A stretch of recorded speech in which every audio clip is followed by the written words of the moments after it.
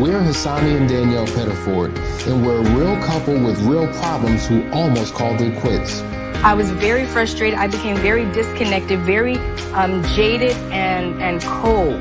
We have 4 children, going on 20 years of marriage, and we practice what we preach. Our mission, to change the way couples relate to one another and teach them the skills needed to improve the quality of their relationships. This is the Couples Academy Show.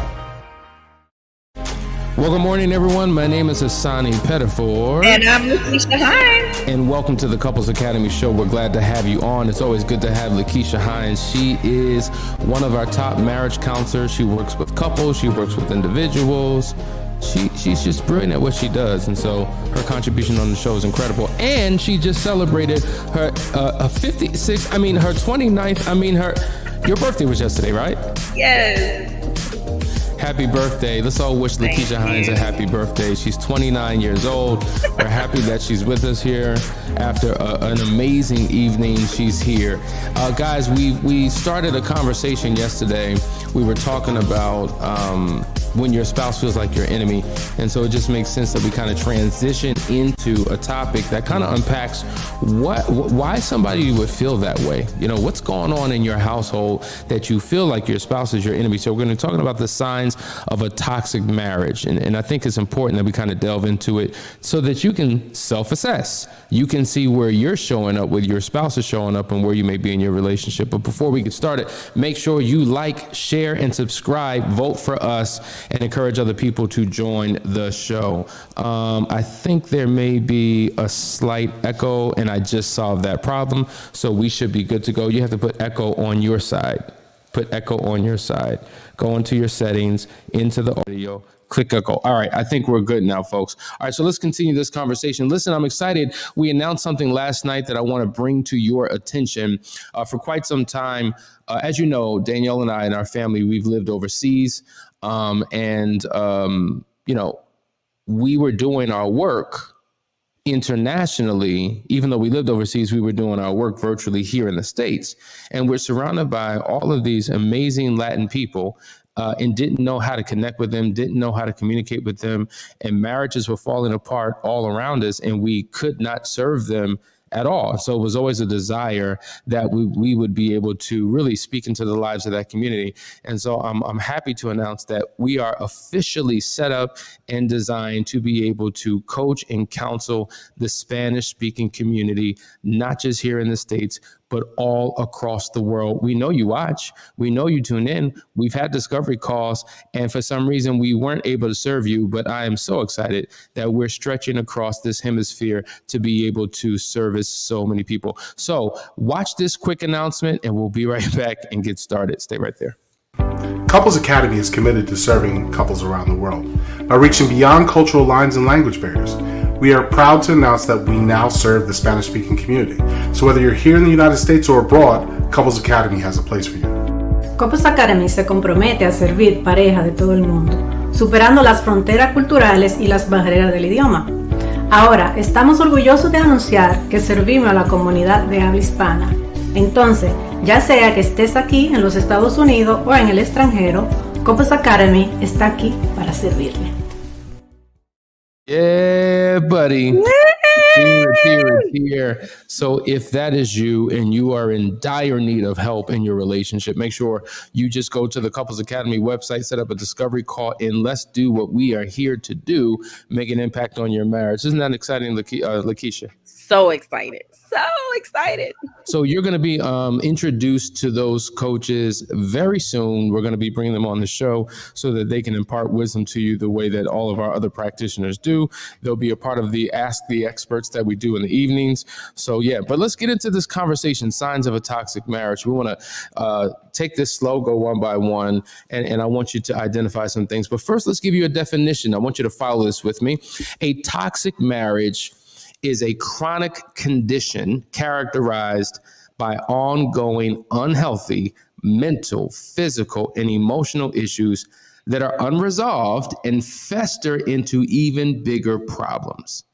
So physical abuse, substance abuse, adultery, desertion, or other major transgressions are obvious signs that a marriage is in trouble, but often The signs are a lot more subtle than that, but they are still just as toxic. And I think that's a great point, because typically we look at the big ones. And so we say, well, it's not abusive. It's not like we're physical.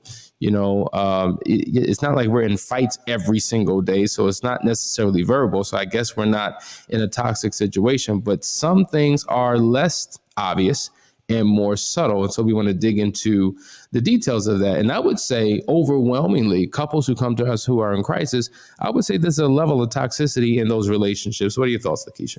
Absolutely, 100%. Like, we can always identify toxicity on both sides too. It's usually both sides in one way or another. But the thing is, when they come, it's one person pointing the finger at the other, like they're the one. They have the issue. If you just fix them, we'll be fine. Right. And then what we uncover is, nope, it's both of you. So, right. I think that's true. And oftentimes, if we're just being honest, even though we like to blame our spouse for why we are the way we are, and if it wasn't for you, I wouldn't do, and if you hadn't done, I wouldn't be. The reality is we come into the relationship with hurts and pains and idiosyncrasies and vices and bad character and fault and flaws and all of this stuff. And then now we have something to attach our bad behavior to.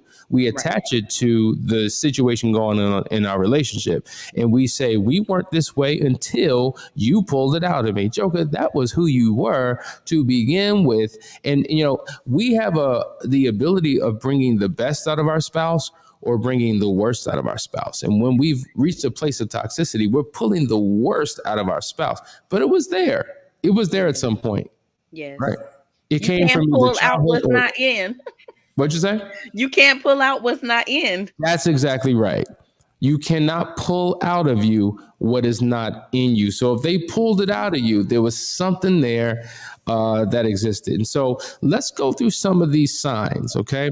So number one, your spouse has a Jekyll and Hyde personality, right? So we're not necessarily talking about someone who's bipolar. Like, we always want to throw labels on people. Oh, I think he's bipolar, or I think she's a narcissist. Let's just step away from those titles and let's just look at behavior. Someone who's a Dr. Jekyll, Mr. Hyde type of individual, you just never necessarily know, Lakeisha, what you're going to get at any moment. So one moment things can be going well, they could be warm, there could be a great connection. It seems like, they're just in a good space. And then all of a sudden, unwarranted rage and anger towards you spews out, and you don't know where it came from, which makes you feel like, I'm on pins and needles. I don't know how to function, how to interact, how to deal, because I never know when he or she is going to pop off. Right. I mean, 100%. And the thing is, like, I think what we're talking about is prior to any type of infidelity, right? Potentially prior to. But we definitely see this post infidelity, where it changes throughout the day. Not even like 1 week you're this way and next week you're another way, but pre-infidelity, this is a warning sign. If you are not consistent with your emotions, and getting to the root of why that is critically important, because what happens is you end up with someone who's experiencing like a PTSD type of situation, because it's like, okay, yesterday you were super cool, you were fine, we were vibing, everything was good. And now today you're like ready to scratch my eyes out. Like, I don't know who I'm going to get from one day to the next. So now I'm on eggshells and pins and needles, and I can't open up and be my true self and give you all of me, the best of me, because I don't even know if you're going to receive it. Yeah. It's so funny you say, and I know we use terms like this, like scratch your eyes out, but literally there are individuals in abusive relationships that will literally try to pull the spouse's eyes out. I mean, that's how bad that it can get. And when you reach that point of toxicity, it's time to have a conversation sometimes with yourself. Yes. When you've exhausted all the conversations with your partner, sometimes you got to have a conversation with yourself. Like, what am I doing? And something needs to change up in here. Rasani, look at this comment from LaShawn. She says, I never know how my day is going to be until my husband's feet hit the floor. That's exactly what we're talking about. Like, literally, one day he's good, next day he's not. But the point that you just made, Hassani, is you have to look at yourself, because there is no reason why you should be controlling your spouse's day, and there's no reason why you should be allowing your spouse to control your day. So both parties have to take responsibility for how their day is going to go. Absolutely. Let's go to the next sign that you're in a toxic relationship. You overcompensate by talking about how great your relationship is with your spouse at all times. And so oftentimes I wonder, well, who are you trying to convince, me or you? Right. Right. And I think, here's the reality. You have two different types of individuals. You have those that do not mind exposing their spouse to the world and will tell everybody how bad their partner is treating them. They'll tell their family, they'll tell their best friends, they'll tell their colleagues, they'll tell a stranger if someone will listen.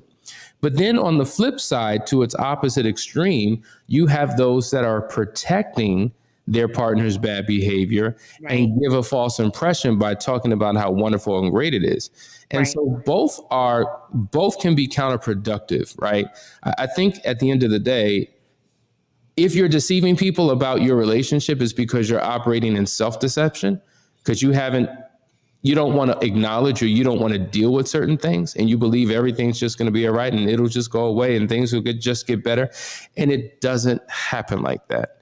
And I think it's important that you find someone that you could be open and honest with, so that they can begin to pour into your life and give you some guidance. It's not always a counselor, but it's having a close friend who has wisdom and insight that can speak into your life. But when you overcompensate by talking about how great something is, that's a sign that something's wrong. And I'm sure you've dealt with that with clients, Lakeisha, or with friends and family, for that matter.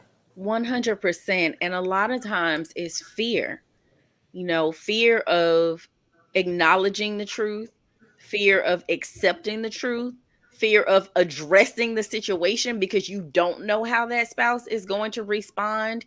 And there's fear sometimes that if I bring it up, that nothing is going to change. And then now I'm left with a very difficult decision of what do I do if they choose not to change? Yeah. So it is extremely difficult. But what happens is when we lie, because that's really what we're doing. When you're overcompensating, saying it's great and it's really not great, you're lying. You're lying to everybody around you, but worse, you're lying to yourself. Yes. Which can cause so much bitterness and anger and resentment. And it's kind of that passive aggressive thing starts to happen. And it's just not healthy for anybody. You're absolutely right.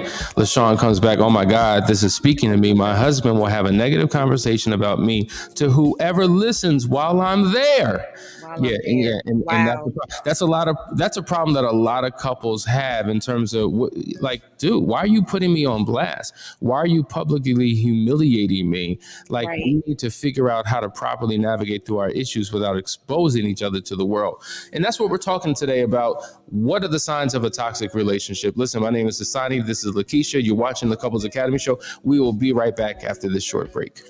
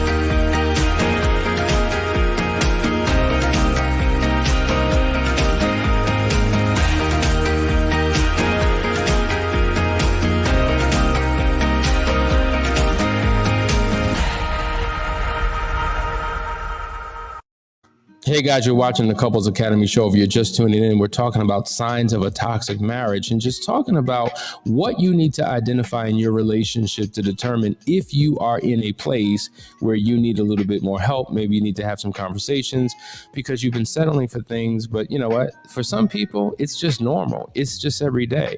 And you've gotten comfortable in the toxicity and you figure, well, nothing's going to change, so I'm not going to do anything about it. And that is not helpful for you. So listen, bro, pick that up. So anyway, we're talking about that. And I want to go into another sign, and it says, listen, your spouse is indifferent or distant when you're trying to communicate with them. And I think this is important because oftentimes you're trying to engage in conversation, and conversation or communication, as you know, is one of the most challenging things that people struggle with. We say this all the time. It's the biggest problem that you have. Even though there may be an intimacy problem and a financial problem and an in-law problem and a parenting problem, really the problem is your inability to effectively communicate. And when you become indifferent and when you turn your back and when you don't engage, yes, that is a major problem, and it's hard to come back from that. Lakeisha, what are the challenges that you're seeing couples struggle with when it comes to communication in their marriage? There's a lot of times one person or sometimes both of them that are just shut down. Like they've made attempts in the past to communicate and it did not go well multiple times. And so now they're just like, you know what? I'm just not going to try anymore. What's the purpose? Nothing's going to change. They have this defeated attitude and then they just give up and they quit. Yeah. But like, how can you have a healthy, successful, happy relationship if you're not talking or you're only talking about the basics, you know, bills, kids, the things that we have to talk about? Like, how are we growing if we're not doing that? So intimacy is something that we all strive for in a relationship, and it requires closeness, right? But what happens is couples become distant, and that distance shows up in many ways.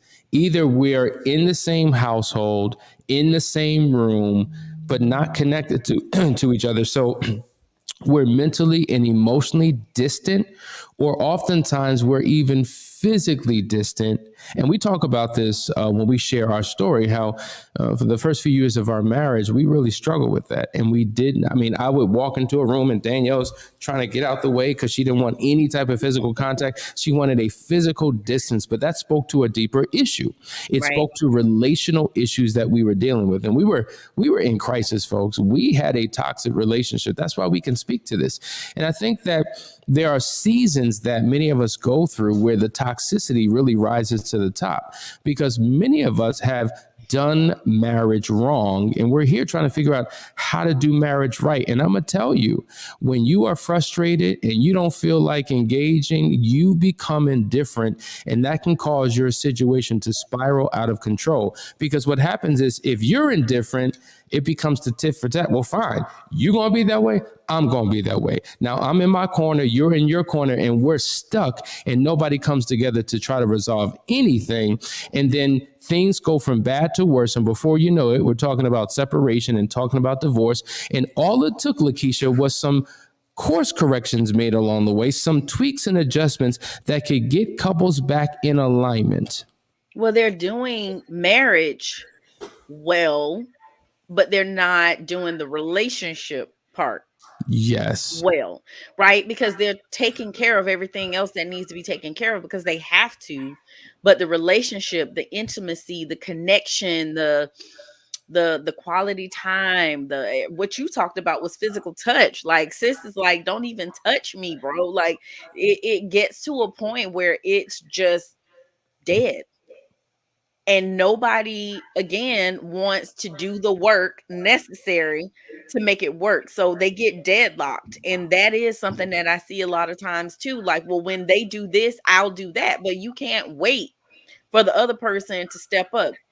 Why not be responsible, take control of your situation?